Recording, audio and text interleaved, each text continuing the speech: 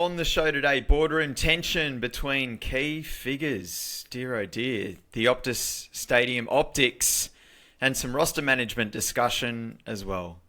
Let's dive in. And today we can announce that the Perth Bears are about to become part of the National Rugby League competition.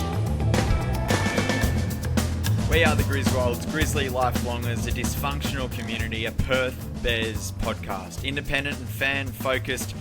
I'm Phil, I'm a sports journalist and broadcaster, and always I'm joined by former radio presenter, future psychologist, and brand new dad, Mitch. Mitch, a huge congratulations. We have a brand new Bears fan in the world. We do, absolutely.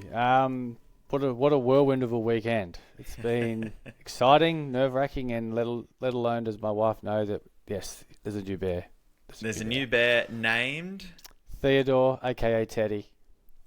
How good. Have no choice. And the wife hasn't made that connection yet either.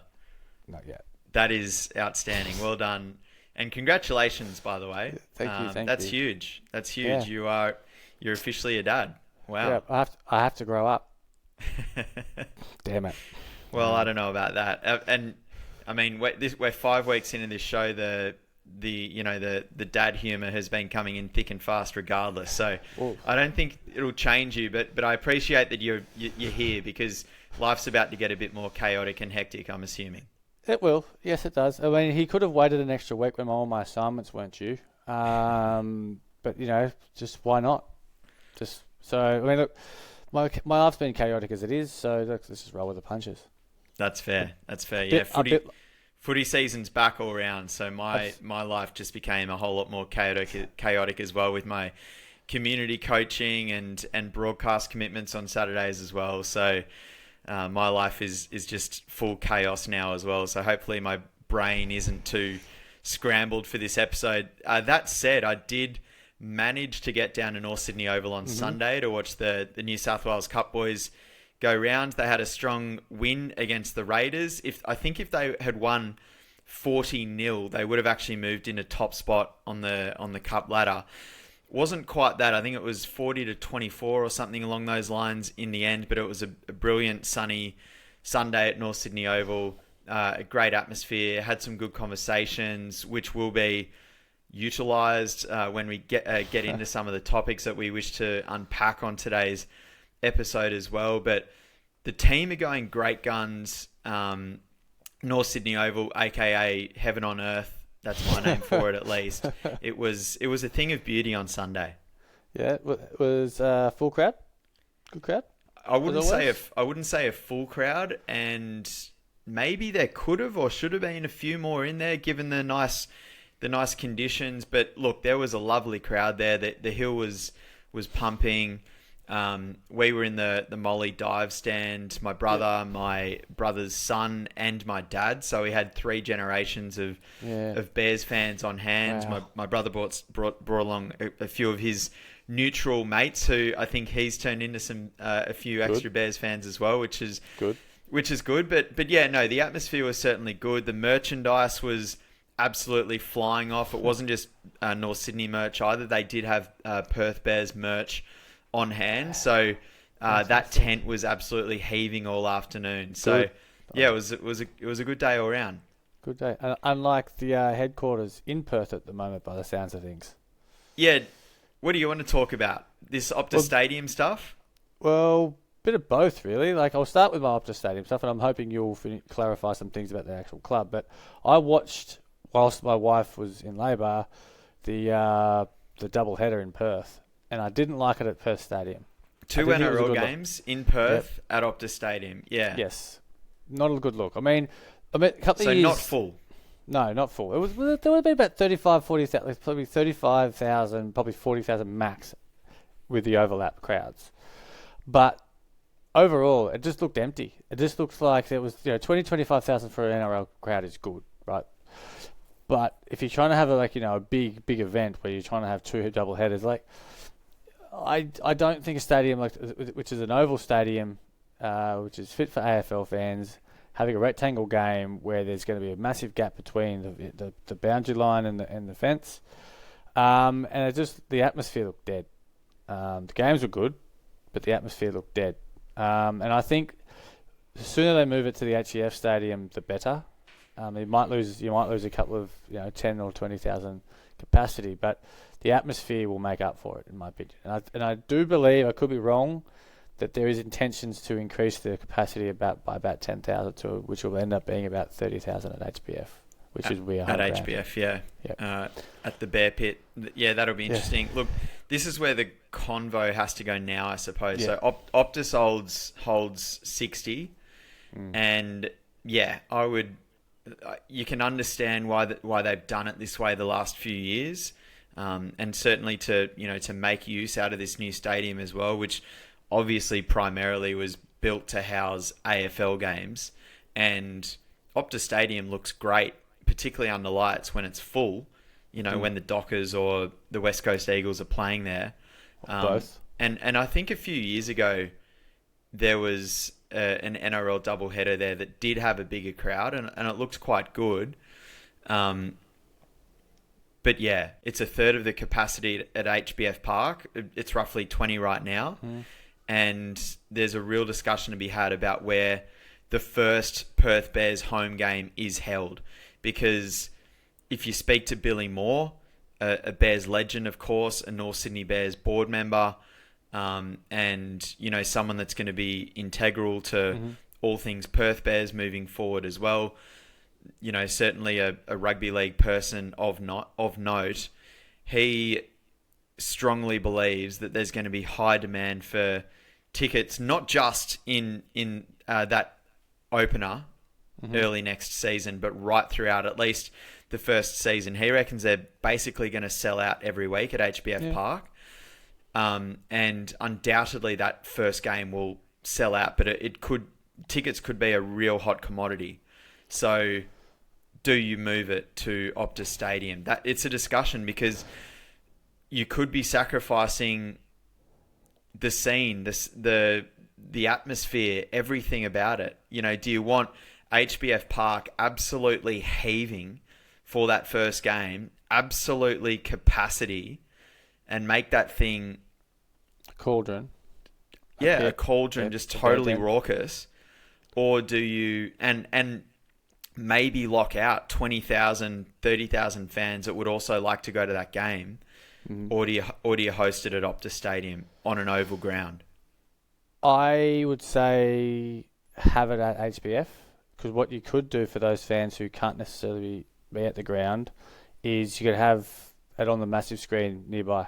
So I remember I went to the AFL Grand Final. This is a different sport, mind you, but one thing I loved was they had a lot of things outside the ground where you could have your fan bases. So you could have, like, on the big screen, you're outside the ground, so you're still part of the atmosphere, so you could still hear it.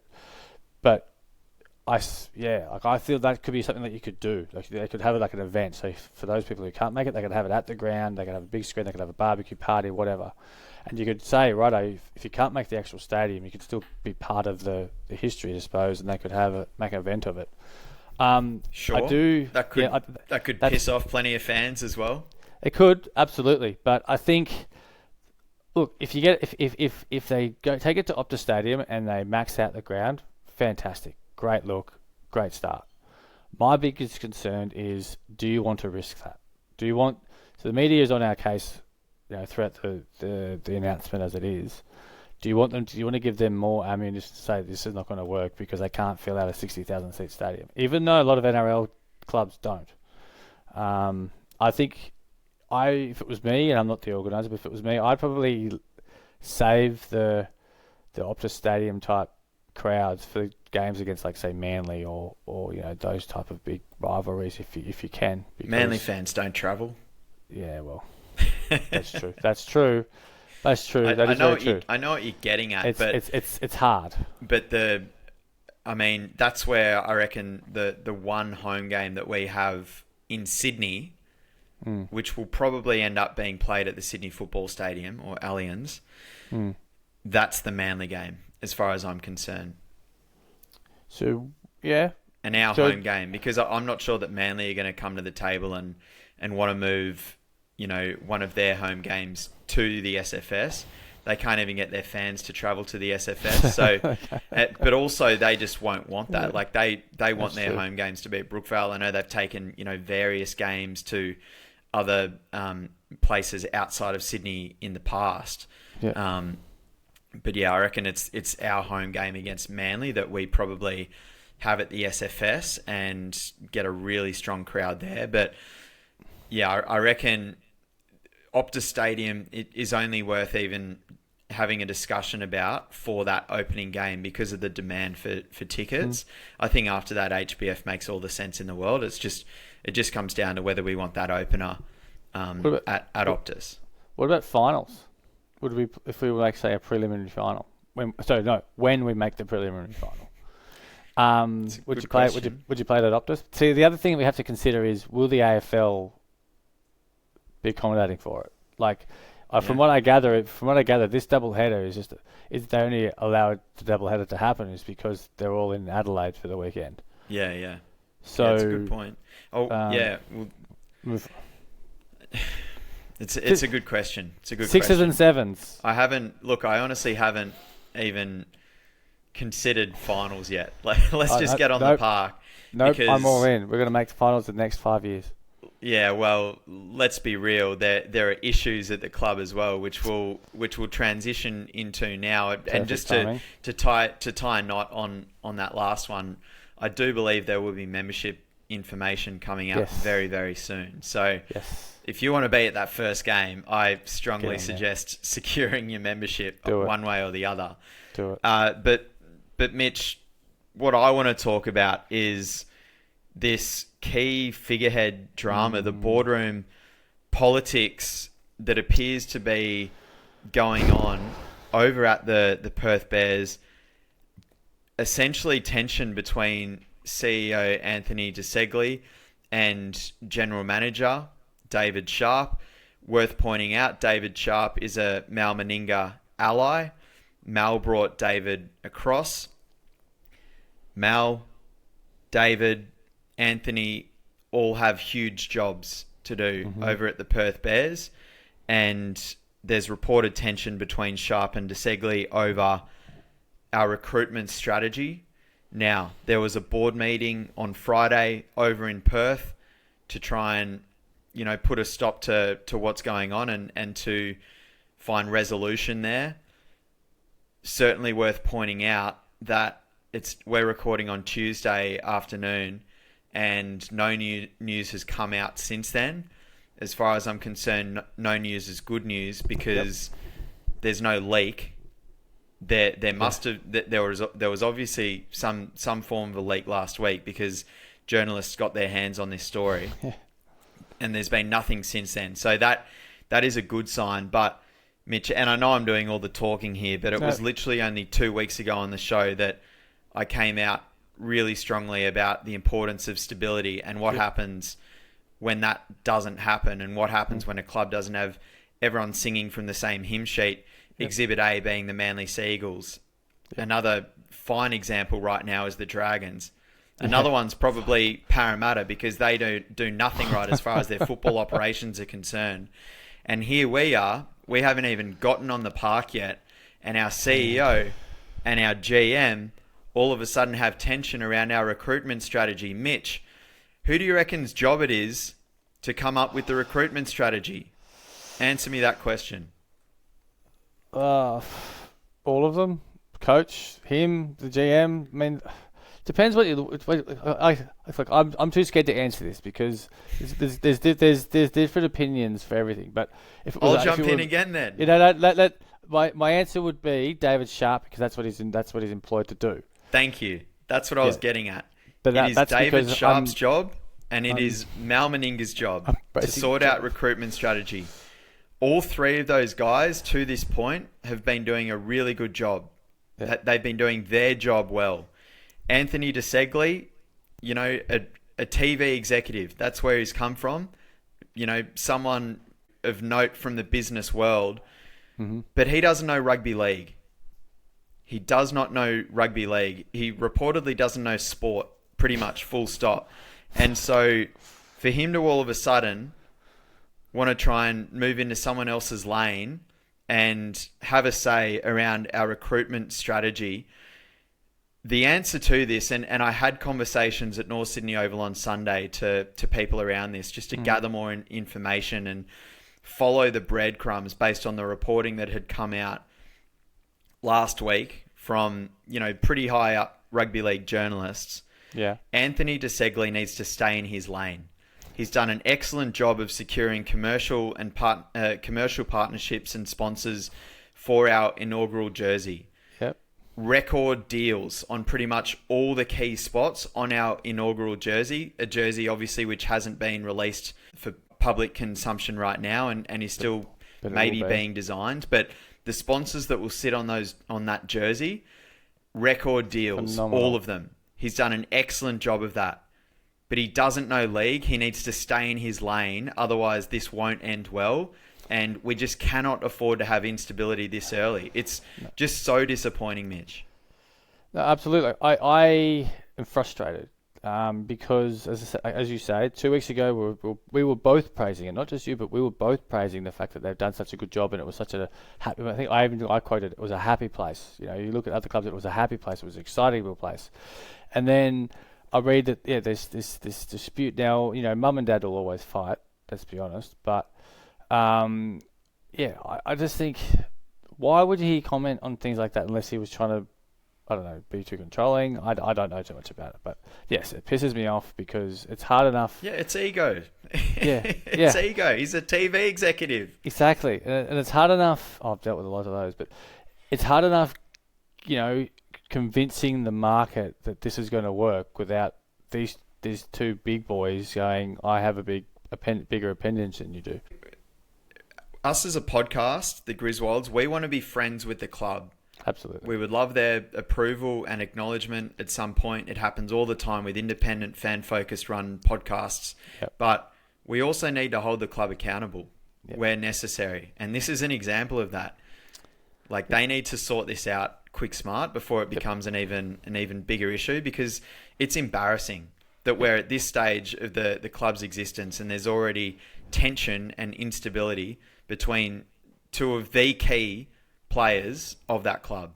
Absolutely. And the one thing that I will allude to, because I'm all about the recruitment and things like that, what does it look like for players like your Matt Burtons or your Drinkwaters and things like that, or Jaden Sewers, who are looking like they're going to go to a different club? You're saying, I'm not going to go to that club because they're already fighting, and I've just left a club that's been fighting for a million years. So, as I said before, I agree that it's important that you have those types of things buttoned up when you are making recruiting pitches. I also look around the league and think how many players are actually thinking about that kind of thing, because Kian Koloamatangi just signed a huge deal with the Dragons. He's thinking. To be honest, I don't think it happens as much as it should. But if I was running a club, that's where my brain goes as well, for sure. Well, the one thing I'll finish on, because when I get passionate, I can talk for hours.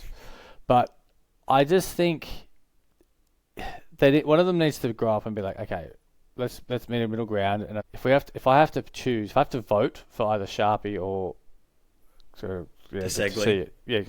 I'm picking David Sharp because, as you say, he knows rugby league. He's done a great job to this point, and he's Mal Meninga is doing a great job. And we don't need to go there yet. No. Right? But what I'm saying, but what I'm saying is, it would be great for them to get along. Absolutely, they need to be able to get along.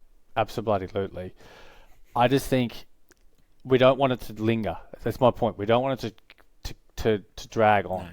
No. That's where I was getting at. For the sake of the club. Oh, look, we don't need to entertain. Which one are we showing the door? Yeah, hence the reason why I'm shutting up. Just pull your head in. Yeah, exactly. That's the point. Just pull your head in. Grow up. Speaking of recruiting, there are probably and sort of the vibe I got at North Sydney Oval on Sunday, to be honest, from people that I had a chat to, the cynics are sort of getting louder around our recruitment. And can we just knock that on the head too? We've spent the last month kind of unpacking what I think has been a really smart recruitment strategy led by Mal and David Sharp. You have to eat your vegetables. And it's not about the icing on the cake right now. Like we're laying strong foundations with the players that we're bringing across. We're building out the roster. We're not just adding that one or two marquee player right now. And there are a lot of people out there that seem to mistake that for bad recruiting. Oh yeah. Those two things, they're different. They are very different. I think that right now we should be actually applauding the work that they've done on the recruiting front. Yes, 100%. Now we all know how I feel about Mikołaj. I spoke last week about how he's got growing credentials of being that marquee. I think I'm liking the strategy with the Bears because I'm getting that vibe. They're getting players who want to be there. They're getting players who are eager, they're keen, and they've got players who've got a lot of potential. And I think, yes, it's just people, this whole idea of a marquee, which is, I go back to my very, very comment, is an idea of a marquee to someone could be completely different of an idea from a marquee to someone else. And I said before, and last week again, I'll talk about it again, the Mikołaj name is getting thrown around Perth a lot more than it was 6 to 8 months ago. So if you're talking about needing the marketability... Mal's our marketability. Exactly. And know your place, media. And look, if you don't like something... I'll be real with you, Mitch. Mikolaj Oledsky isn't bringing fans through the gates. But, not yet. But Bears winning games will. That's the bottom line. Now, one situation I did want to just get to, this is our last thing for the day, but the Scott Drinkwater situation. So the Cowboys fullback, his contract runs out at the end of 27, which means he's still got more than a year to run. So technically, rival clubs aren't supposed to be able to talk to him or his agent management until November 1. Although the Cowboys have cleared that. They've said they've given him the all clear to go and chat with rivals. And now there's a lot of strong links between him and the Dragons. And for him to go there as soon as the end of this season. So what I'm sort of getting at is that's what an early release looks like. That's what a player that's contracted until the end of 2027 leaving a club early and the process involved looks like. That's where the Matt Burton thing really sort of comes to the fore. There have been reports the last 24, 48 hours that he's actually started conducting extension talks with the Bulldogs, which I just cannot believe for a second, frankly. And I'm not suggesting that those talks are BS, but I think that there's probably an agenda involved. Like they're probably sitting down to have talks, and maybe it's around just finding out what type of an offer the Bulldogs could even table him, given that they've already signed up their long-term 5'8" already. You know, Matt Burton, he's not a diva, but I'm sure he doesn't want to face a future of playing, left centre for the next 5 years either. No. He's clearly not that happy, Mitch. What have you heard from around the Central West area? Look, that everything's that he's not happy. Basically, that's, if in a nutshell, bottom line, it's just he's not happy. Like, he left the Panthers to play 6. Like, if he was wanting to... basically, the bottom line is he left the Panthers because he got the option to play 6. Now, because all of a sudden there's some changes in the role, he's being expected to play in the centres. Why? Like, if he wanted to play in the centres, he would have just stayed at the Panthers and won a million premierships. And look, he's a guy that of an integrity. He's a man of his word. He's a man of loyalty, but he also expects that back. So he's in good faith and goodwill. Yes, it's a contract. Yes, it's a business. But he's not just going to stay somewhere because it's a job. He wants to feel good. There's still not rumours, but there's still a lot of talk about his partner being very much open to the move west. And he's clearly very, very unhappy. Like, he's not. That's not a lie. He's not happy. As it stands right now, because he's contracted until the end of 2027. He cannot conduct early talks with rival clubs unless he's given the all clear. Yeah. My opinion is that these extension talks are actually just a way out. His side and the Bulldogs feeling each other out. And it could be the start of that as opposed to an extension. My jaw would hit the floor if he signs an extension with the Bulldogs. Well, that's my opinion.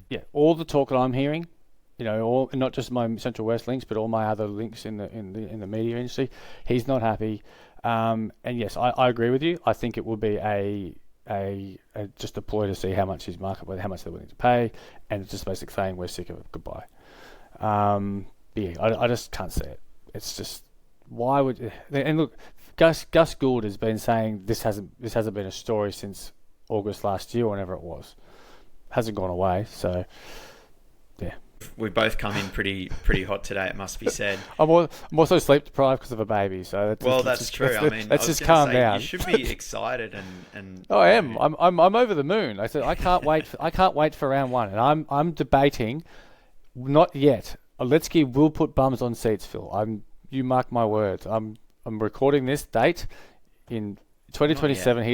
In 2027, he's going to put bums on stage. You mark my words. Maybe late 2027, but he's going to win, and he's going to be the one who wins this games. You watch. Well, that's different to him being a marquee player, but is it though? Yeah. Well, we'll see what happens. Yeah. Well, I beg to differ. That'll do us today on the Griswolds. Thank you so much to those of you that either listened or watched right through to the end. Please go and find us on Instagram at the Griswolds NRL, on YouTube at the Griswolds NRL as well. Please follow and subscribe to us on the show wherever you listen or watch your podcasts. We are there. We're on Apple Podcasts. We're on Spotify. I've even been chucking up a video version on Spotify, so you can go and check that out as well. And then, we're clipping things up for Instagram and YouTube throughout the week. So, much appreciated to those of you that are supporting our project in its infancy stage. We're not going anywhere. This isn't, a trial run. We're sticking this one out. So get behind us. Feel free to reach out to us on Instagram as well. We're more than happy to engage, and we'll answer questions on the show as well. So a big shout out to all our listeners. I'd like to actually hold at that point. I'd love to know what other people's idea of any play that they might feel might be a future marquee for us. Not just the outside of the box thinkers, the up and comers. I'd like to know what people think about that, because I'm all about that outside the box thinking. We'll throw that out there. Absolutely. Into the Bears universe. The abyss. Thanks for today, Mitch. On that note, let's get out of here, and we'll finish off the show by saying, go you Bears. Get amongst it.